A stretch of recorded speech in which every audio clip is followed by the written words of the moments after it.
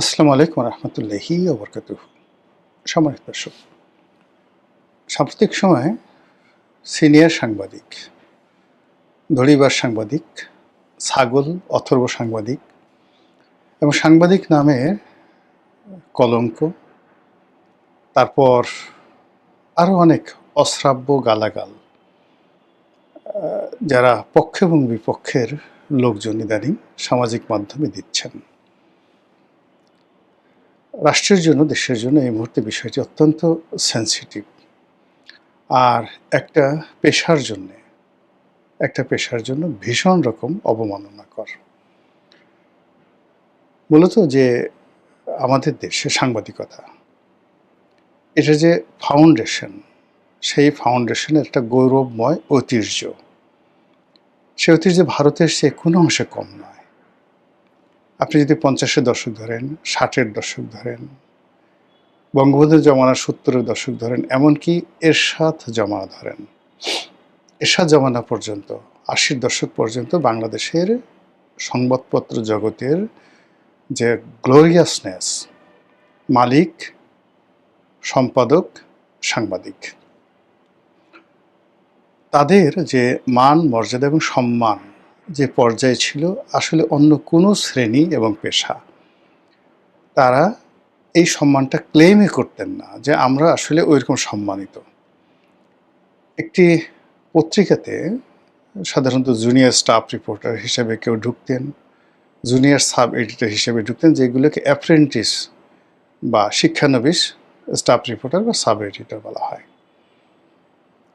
মানে যারা অফিসে বসে বসে এই নিউজগুলো, বিদেশি যে রয়টার্স, তারপর বাংলাদেশ সংবাদ সংস্থা ইউএনবি, সেখান থেকে যে নিউজগুলো আসতো এগুলো অনুবাদ করতেন। ইংরেজি খুব ভালো জানতে হতো। বাংলা পত্রিকায় যারা চাকরি করতেন এই এডিটোরিয়াল সেকশনে, তারাও খুব ভালো ইংরেজি জানতেন, একই সঙ্গে বাংলা জানতেন।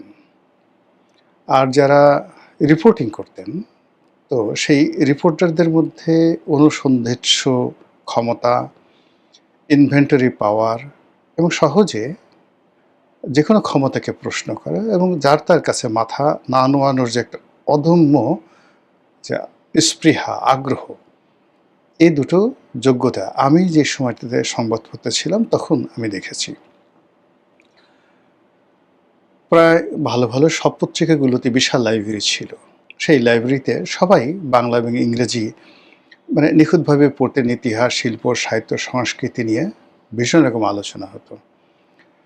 সাংবাদিকদের বেতনও খারাপ ছিল না, ভালো ছিল।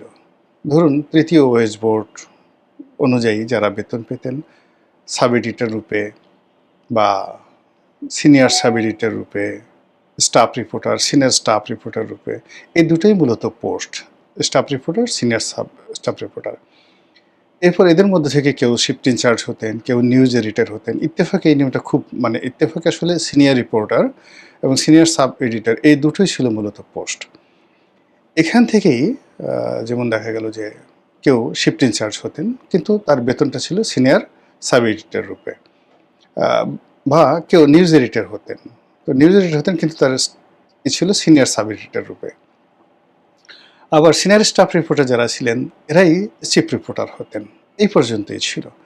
আর সম্পাদক সাধারণত বেশিরভাগ ক্ষেত্রেই মালিকরা হতেন আগের জমানাতে। পরবর্তীতে সেটা এরশাদ জমানা, যেমন সানাউল্লাহ নুরি সাহেব আছেন, ওনাদেরকে আসলে পেইড বলা হতো। কিন্তু এর আগে যেমন তোফাজ্জল হোসেন মানিক মিয়া কিংবা আজাদের মৌলানা আকরাম খান, তারা সবাই পত্রিকার মালিক এবং সম্পাদক ছিলেন। এদের কথা আলাদা, মানে এটা এই যুগে কল্পনাই করা যায় না।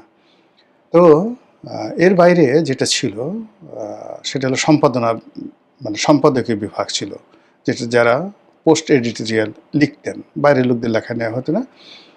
ওনারা সবাই সহকারী সম্পাদক রূপে নিয়োজিত ছিলেন। যেমন রাহাত খানের মতো মানুষ সহকারী সম্পাদক ছিলেন, নির্মল সেন সহকারী সম্পাদক ছিলেন, তারপর সেই সন্তোষ গুপ্ত সহকারী সম্পাদক ছিলেন। ইংরেজি পত্রিকাগুলোতে ওই সময়টাতে, মূলত আমি যে সময়টাতে চাকরি করতাম সেই সময়টাতে ইংরেজি পত্রিকা বলতে অবজারভারকেই আমরা মনে করতাম যে এটা একটা পত্রিকা। এর মধ্যে নিউ নেশন ছিল, কিন্তু নিউ নেশন ঠিক ওরকম অতটা জনপ্রিয় ছিল না। অবজারভারের পরে ডেইলি স্টার আসে, কিন্তু ডেইলি স্টার মানে অবজারভারের পতন না হওয়া পর্যন্ত ডেইলি স্টার আসলে ডেইলি স্টারের জায়গায় আসতে পারেনি। তো এনিওয়ে, যেটা হলো ডেইলি স্টারে কিছুদিন কাজ করার সুযোগ হয়েছে, অবজারভারে কিছুদিন কাজ করার সুযোগ হয়েছে। এই জিনিসগুলো 80-র দশক পর্যন্ত দেখেছে, এবং তখন একজন sub editor, senior sub editor দরকার নেই, বা একজন স্টাফ রিপোর্টার সরাসরি প্রেসিডেন্টের সঙ্গে তারা উইদাউট অ্যাপয়েন্টমেন্টে গিয়ে দেখা করতে পারতেন, এবং তারা প্রেস ক্লাবে আসতেন, আলাপ আলোচনা হতো। মানে এটা একটা অসাধারণ, ধরুন চিত্রবাংলা কিংবা বিচিত্রা, চিত্রালী, এ সকল সিনেমার মানে এই সকল পত্রিকার যারা স্টাফ রিপোর্টার বা ধরুন সিনিয়র স্টাফ রিপোর্টার, তারা যদি 80-র দশকে নায়ক রাজ্জাককে একটা ছোট্ট সিরিকুট দিয়ে খবর পাঠাতেন, আপনার একটা সাক্ষাৎকার নিতে হবে, তাহলে রাজ্জাক সাহেব এসে ওই পত্রিকার অফিসে উপস্থিত হতেন। এই ছিল পত্রিকার মান। এখন এই কারণ হলো কি, এই সাংবাদিকতার পেশাটা নিয়ে 80-র দশকে বলতে গেলে আগে সবসময়ই শাসক গ্রুপ ভীষণ রকম উদ্বিগ্ন ছিলেন, উৎকণ্ঠিত ছিলেন, এবং এদেরকে কেনা যেত না, ভীষণ রকম কেনা যেত না। আপনি একজন চিন্তা করেন, একজন নির্মল সেন, একজন গিয়াস কামাল চৌধুরী, একজন আতাউস সামাদ, যারা স্টার হয়ে গিয়েছিলেন। তো মানে এর বাইরে অন্তত 1 ডজন 2 ডজন সাংবাদিক ছিলেন যাদেরকে সেই জমের মতো শাসকরা ভয় পেত। ঠিক সেই সময় এরশাদ জমানা তার শেষের দিকে সাংবাদিক কেনার একটা প্রকল্প চালু হয়ে যায়। তিনি ইত্তেফাকে 2-3 জন সাংবাদিককে হাত করে ফেলেন। কিছু ব্যবসায়ীরা অনেক টাকা পয়সা দিয়ে মানে কয়েকজন সাংবাদিককে হাত করে ফেলেন। আমি নাম বলে কাউকে ছোট করব না।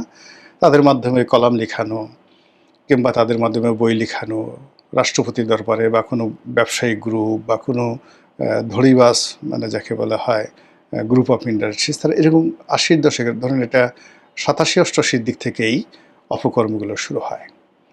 91 থেকে শুরু হয় দলবাজি, মানে সিরিয়াসলি দলবাজি 91 সঙ্গে শুরু হয়, এবং সেটা হতে হতে হতে হতে 2024 সনে এসে এখানে এই সাংবাদিকতার নামে দুর্গন্ধময়, অতি দুর্গন্ধময়, আবর্জনাময় একটা শ্রেণী তৈরি হলো, যারা সেই নারী ব্যবসা, মানে এমন কোনো মানে অপকর্ম নেই, মদ, নারী, জুয়া থেকে শুরু করে বিশেষ করে ইলেকট্রনিক প্রিন্ট মিডিয়ার সাথে যুক্ত হওয়ার কারণে আপনি মাফিয়া বলতে যা কিছু বোঝায়, 10টা মাফিয়া একত্র করলে এই সাংবাদিক নামক যে পেশাটা, সেই পেশার মধ্যে এরকম অনেককে খুঁজে পাবেন।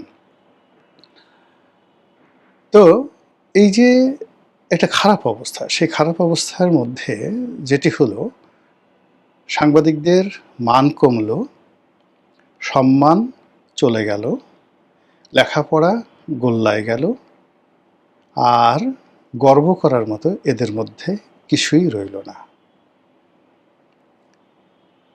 এরই মধ্যে ইউনূস জমানা এলো।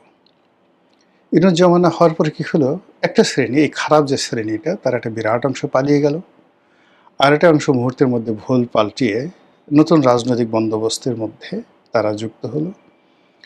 এবং শেখ হাসিনার জমানাতে যে সমস্ত সাংবাদিক বিভিন্ন দূতাবাসে চাকরি নিত, প্রেস ক্লাবে মাতব্বরি করত, কন্ট্রাক্টারি করত, দালালি করত, রাতে যে ওয়েস্ট ইন্ডিজে গিয়ে পাপিয়া কাণ্ড ঘটাতো, তারপর বিদেশে টাকা পাচার করত, দলের প্রোপাগান্ডা চালাতো, এই পুরো যে গ্রুপটি, সেই গ্রুপটির দেখা গেল যে শেখ হাসিনার জমানাতে এই গ্রুপের লোক ছিল ধরেন মোর দ্যান 100। এটা নেমে এলো 25 জনে।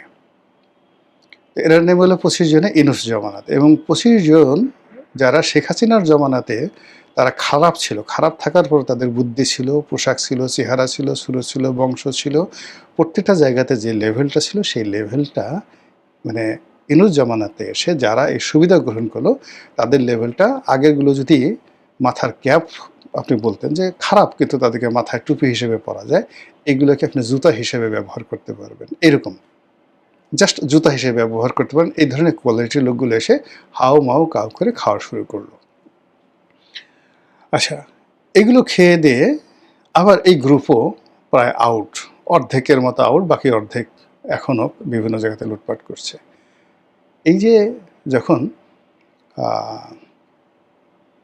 নতুন বন্দোবস্ত হলো, মানে বিএনপি সরকার এলো, এই সময়টাতে সংবাদপত্রে এই সুবিধাভোগী শ্রেণী যারা আছে, এই সুবিধাভোগী শ্রেণীর মধ্যে এমন কিছু লোক সামনে চলে এলো যারা ইউনূস জমানাতে যে ওই যে পায়ের জুতো ছিল, যাদেরকে মানে শেখ হাসিনার জমানাতে আপনি যদি মনে করেন একজন ইকবাল চৌহান চৌধুরী, একজন নাইমুল ইসলাম খানকে যদি আপনি মাথার ক্যাপ হিসেবে বর্ণনা করেন, তাহলে এই দুজনের সমপর্যায়ের যে সমস্ত লোক ইউনূস জমানাতে দাপট ছিলেন, তারা নাইমুল ইসলাম খানের জুতার সোল, জুতার উপরের অংশ না, নিচে যেগুলো হাঁটে সেই জুতার সোল, বা ইকবাল চৌহান চৌধুরীর জুতার সোল আর নাইমুল ইসলাম খানের স্যান্ডেলের ফিতা হওয়ার উপযুক্ত নয়।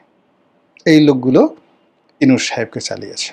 বোঝার চেষ্টা করেন, ইউনূস সাহেবের সময় যেগুলো জুতার সোল ছিল, পরবর্তীকালে যারা বিভিন্ন সময়টাতে দাপট দেখাচ্ছে, এগুলো জুতার সেই ফিতা বা সোল থেকে নেমে এগুলো এখন কি বলবো, ওই আমাদের 80-র দশকে দেখবেন গ্রামের মধ্যবিত্ত এবং ধনীরাও যে তারা জুতা যাকে বলে ক্ষয় হয়ে গেলে নিচে একটা আলাদা রাবারের সোল লাগাতো, মানে টায়ার, বিশেষ করে রিক্সার টায়ার দিয়ে লাগাতো পিন দিয়ে। এইরকম সোলে মানে টায়ারে মানে নকল সোলে সয়লাভ হয়ে গেছে বর্তমান সংবাদপত্র জগতের সেই কালো অধ্যায়গুলো।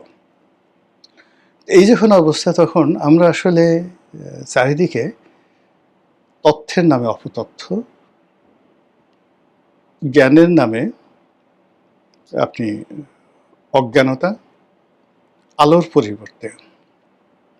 পরিবর্তে অন্ধকার আমরা দেখতে পাচ্ছি। কোন একটা বিষয় ন্যারেটিভ তৈরি করা তো দূরের কথা, উল্টো সামাজিক মাধ্যমে যে গল্প গুজব হচ্ছে, সেই গুজবের যে ভিত্তি, সেই ভিত্তির দ্বারাই রাষ্ট্র, সরকার, দেশের জনগণ নিষ্পেষিত হচ্ছে। কিন্তু কলম যাদের হাতে, সেই কলম দিয়ে দুনিয়ার সব কিছু বের হচ্ছে। কলম দিয়ে তাদের বীর্য বের হচ্ছে, মল বের হচ্ছে, মূত্র বের হচ্ছে, নাকের সর্দি বের হচ্ছে, কিন্তু কলম দিয়ে কালির মাধ্যমে দু কলম ভালো কালাম যে বক্তব্য, সেই বক্তব্য কেউ বের করতে পারছে না। এরকম যখন অবস্থা, ঠিক সেই সময়টাতে দেখা গেল সিনিয়র সাংবাদিক বিতর্ক শুরু হয়ে গেছে।